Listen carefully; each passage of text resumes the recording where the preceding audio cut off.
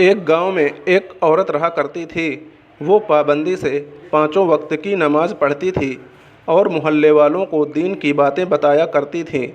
एक दिन वो रात को कब्रिस्तान के करीब से गुजरी तो उसने कब्रिस्तान की निगरानी करने वाले आदमी को देखा कि वो किसी मुर्दे का कफन चुरा कर ला रहा था। ये देखकर वो दंग रह गई और सोचने लगी कि जब मैं मरूंगी तो यह आदमी मेरा भी कफन चुरा लेगा। ये सोचकर वो अपने घर गई और अगले दिन 5 रुपए लेकर वापस उसी जगह लौटी। उसने कब्रिस्तान की निगरानी करने वाले आदमी को 5 रुपए देते हुए कहने लगी कि देखो, ये रुपए रख लो और मेरे मरने के बाद मेरा कफन मत चुराना। ये सुनकर वो आदमी चौंक गया और बड़ा शर्मिंदा हुआ कि उसका पर्दाफाश हो गया।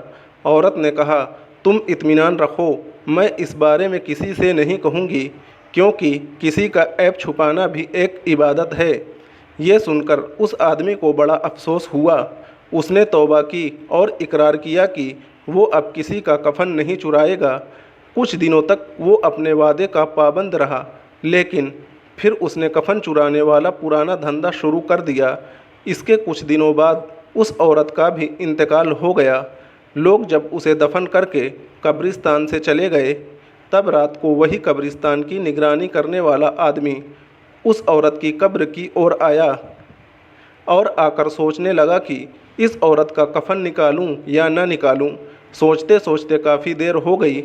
आखिरकार उस आदमी को उसकी लालच ने फिर मजबूर कर दिया और वो उस औरत का कफन चुराने के लिए कब्र के और करीब पहुंचा। उसने उसी वक्त उस औरत की कब्र खोदी।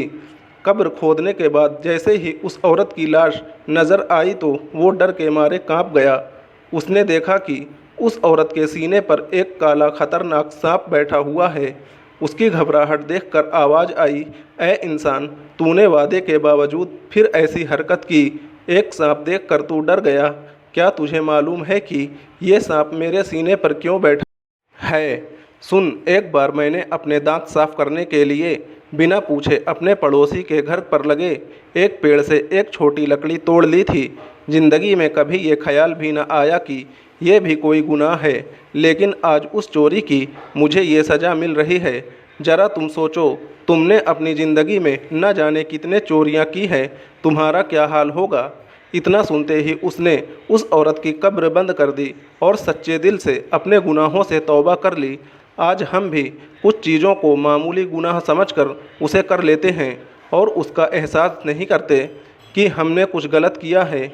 आज का मुसलमान गीबत कर रहा है, बेवजह नमाज छोड़ रहा है, लड़ाई झगड़े कर रहा है, दीन की बातें कम, फिल्मों गानों की बातें ज़्यादा कर रहा है।